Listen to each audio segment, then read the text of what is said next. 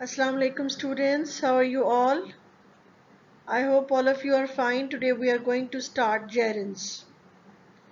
The topic is given in your textbook in the topics of grammar. I know that gerunds is a new topic for you. You may have a little introduction of this in your grade 5, 6 or 7. What is gerund? Gerund is that form of verb which ends in ing and has the force of noun and a verb. With gerunds, it is not the case of present continuous or past continuous tense in which is, am, are, was, were. With is, am, are, was, were, or with will be or shall be, people are used to use V1 plus ing. Gerunds में ऐसा कुछ नहीं होता. Gerunds में ऐसी कोई बात नहीं होती कि आप जो हैं वो हेल्पिंग वर्ब के साथ या इज, एम, आर, वॉज, वर के साथ आप फर्स्ट फॉर्म ऑफ वर्ब के साथ आईएनजी लगाते हैं. जेरेंड वर्ब्स की फॉर्म में से जरूर है कि V1 उसकी लगती है और आईएनजी लगती है, लेकिन most of the time it does the work of a noun.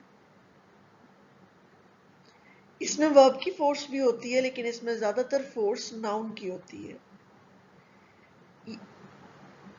ये वर्ब से बनते हैं, लेकिन वर्क इनका क्या होता है?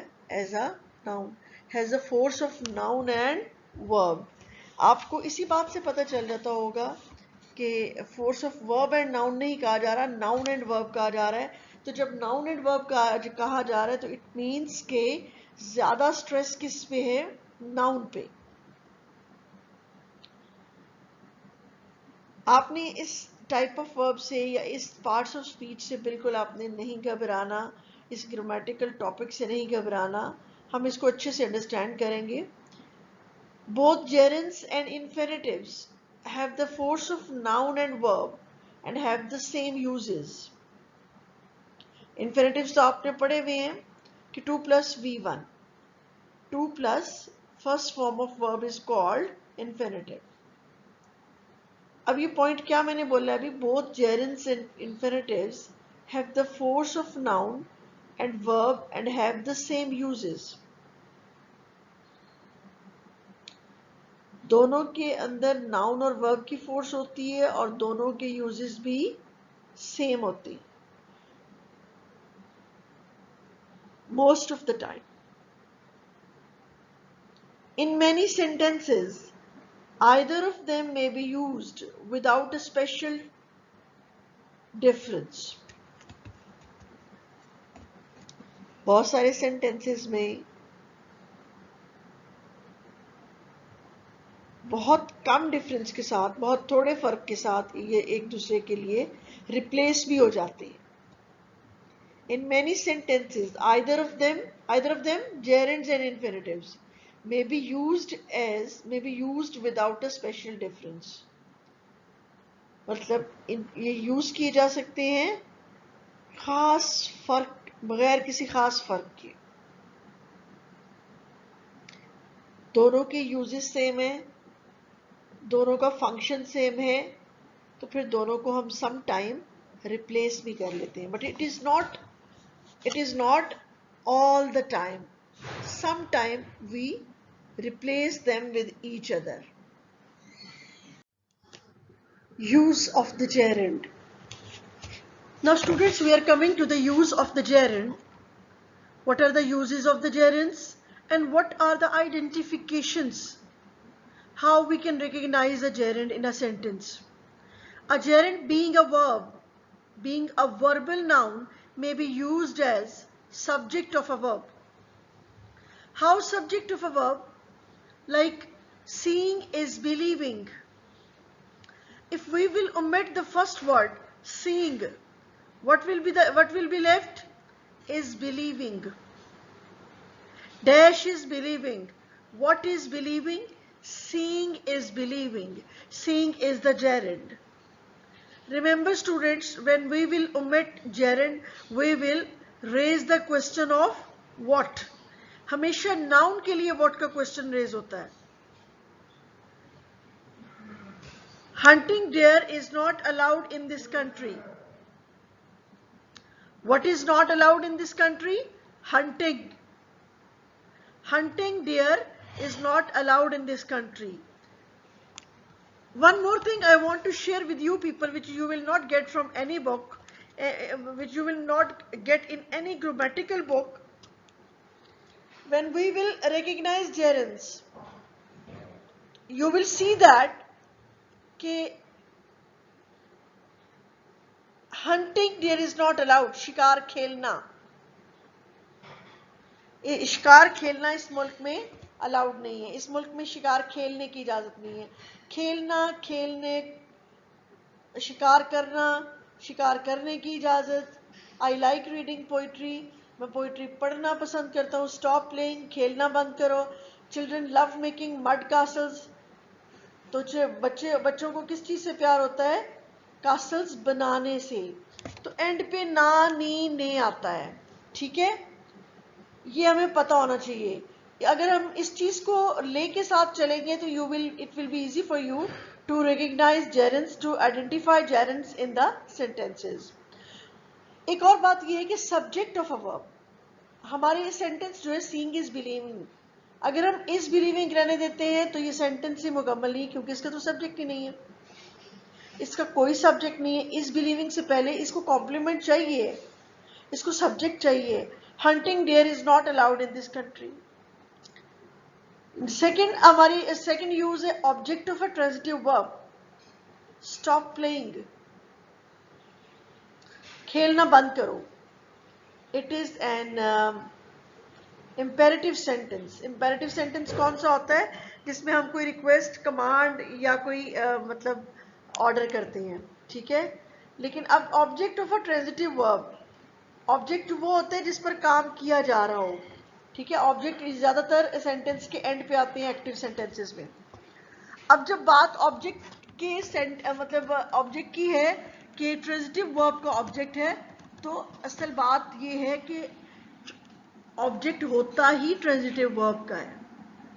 यानी ऑब्जेक्ट उन्हीं सेंटेंसेस में होता है जहां ट्रांजिटिव वर्ब मौजूद होता है, क्योंकि ट्रांजिटिव वर्ब का मतलब ये है जिसमें एक्शन जो हम कर रहे होते हैं वो पास ओवर होता है ऑब्जेक्ट की तरफ.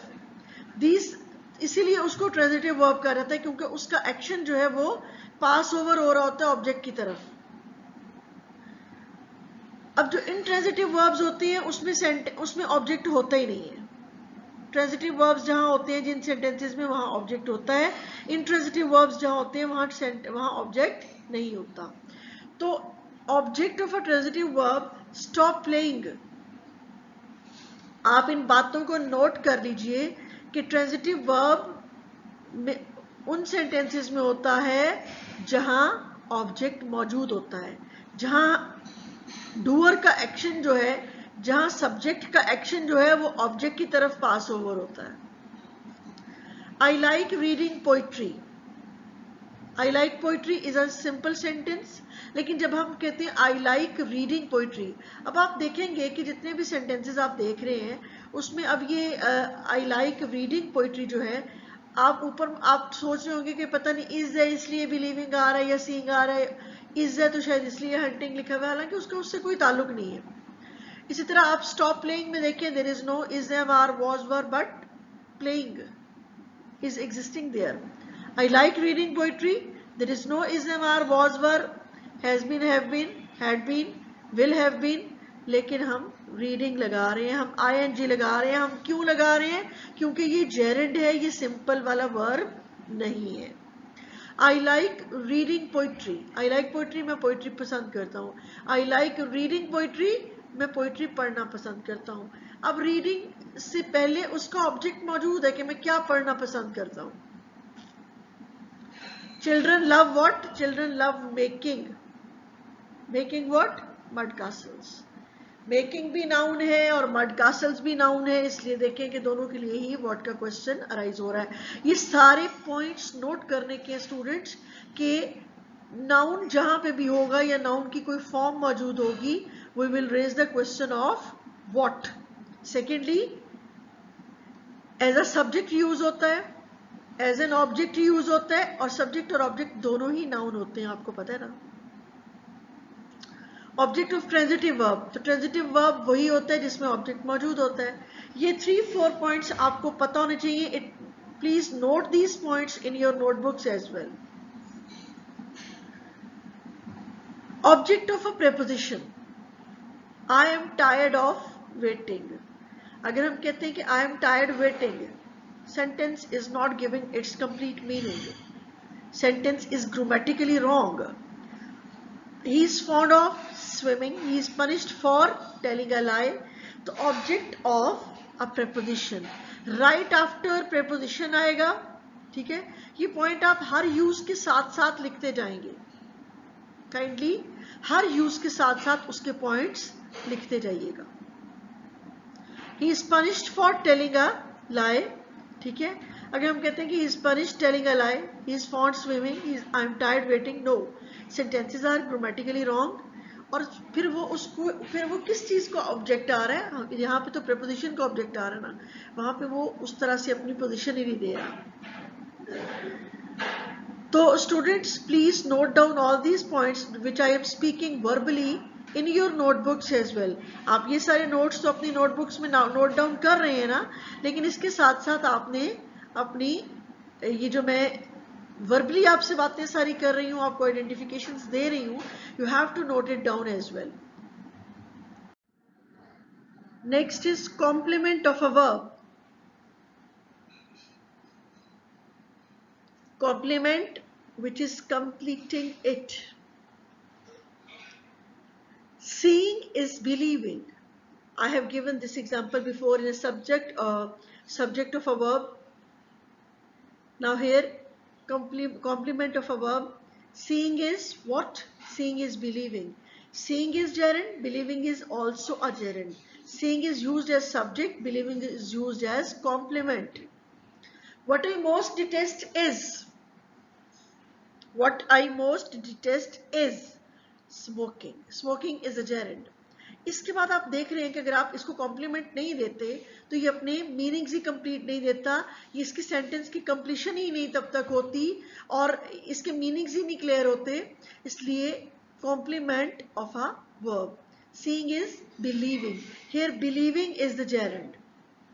Here believing is according to the use of the gerund. Seeing is gerund as well. लेकिन जो यूज मैं आपको इसका अब बता रही हूँ कॉम्प्लीमेंट ऑफ अ वर्ब, यहाँ पे इसके अकॉर्डिंग हम बिलीविंग को अंडरलाइन करेंगे। What I most detest is smoking. Next use is absolutely as. Remember students, while doing this absolutely means, absolutely को जब हम इसको डिफाइन करेंगे आगे चल के, तो ये आपके पास एक ये वाली स्लॉट जो है, you will get it in the participles as well. लेकिन यहाँ पे मैं आपको बताती चलूँ कि एब्सोल्युटली मीन्स कि आपके मतलब सेंटेंस को दो पार्ट्स में डिवाइड करना, और फर्स्ट पार्ट जो है वो आपका उसमें आप इसको यूज करेंगे। फर्स्ट जो पूरी एक सेंटेंस होगा और या एक क्लॉज होगी, उससे पहले आपके पास एक फ्रेज आती है। आपको पता है फ्रेज के अंदर प्रॉपर वर्ब यूज नहीं हुआ होता, इसलिए playing card being his version, तो यहां पे प्लेइंग कार्ड खेलना, ठीक है। अब ये कॉमा से पहले है एक फ्रेज आती है, उस फ्रेज के अंदर आप ये वाला जो है ये जेरंड यूज करते हैं, absolutely as. So now students, I want to give you a recap. Number one, what is gerund? Gerund is a verbal noun. It is also its uses and its force is same like infinitives, और इसकी resemblance participle से भी होती है क्योंकि उसमें भी ing use होता है, इसमें भी ing यूज होता है। And some time it is very baffling for the students to identify either it is a gerund or a participle. Infinitive में तो आपको पता है 2+ वर्ब होता है, लेकिन यहाँ पे अब हायर क्लासेस में आप आके पढ़ेंगे कि इन्फिनेटिव की एक और टाइप भी होती है जिसमें वो 2 भी नहीं होता, simple first form of verb use होती है जिसमें हमें उसको आइडेंटिफाई करना होता है थ्रू इट्स यूजेस, ठीक है, और थ्रू डिफरेंट पॉइंट्स। तो इसमें इस तरह से इन्फिनेटिव के साथ इसके यूजेस मैच करते हैं और इसकी जो फॉर्म मैच करती है वो हमारी पार्टिसिपल के साथ करती है। इन्फिनेटिव की तरह इसके सारे यूज हैं, इसका ये वो भी एज अ वर्बल नाउन है, ये भी वर्बल नाउन है। उसके यूजेस भी ऐसे ही हैं कि subject of a verb, object of a transitive verb, complement of a verb, etcetera etcetera. इसमें भी इसी तरह से है, लेकिन जैसे इसको आप देख रहे हैं कि फर्स्ट फॉर्म ऑफ वर्ब के साथ आईएनजी लगा दिया जाता है, तो इसी तरह से पार्टिसिपल में भी, प्रेजेंट पार्टिसिपल में भी होता है, और इन दोनों को आइडेंटिफाई करना समटाइम बहुत मुश्किल हो जाता है स्टूडेंट्स के लिए। उसके लिए सबसे पहली बात यह है कि जितने पॉइंट्स मैंने आपको स्लाइड्स में दिए और जितने पॉइंट्स मैंने वर्बली बोले वो सारे आपकी कॉपीज पे नोट डाउन होने चाहिए। उनके बगैर इनको आइडेंटिफाई करना आपके लिए बहुत मुश्किल हो जाएगा। और आफ्टर डूइंग पार्टिसिपल, बल्कि इसके साथ ही मैं आपको जेरेंट्स के साथ ही मैं आपको जो है वो एक दूंगी, उसकी वर्कशीट दूंगी जेरेंट्स की, and you will do it. और अपना सारा काम स्टूडेंट्स, अपने सारे नोट्स जो हैं उसको आप अपनी कॉपीज पे नोट डाउन करते जाएं साथ साथ, ताकि आपको बाद में चल के रिकॉर्ड आपके पास मौजूद होना चाहिए। रिकॉर्ड कीपिंग एक वैसे भी बहुत अच्छी आदत है, और अगर आप रिकॉर्ड कीपिंग नहीं करेंगे तो it will be very difficult for you to cope in your exams. Okay students, क्योंकि इतनी ज़्यादा मटेरियल में पीछे मुड़ के सारे नोट्स को टैली करना और उनको सारा देखना, इट्स वेरी डिफ़िकल्ट। अभी आपके पास एम्पल टाइम मौजूद है, so make your notes in your notebooks. Thank you very much, take care, अल्लाह हाफिज़।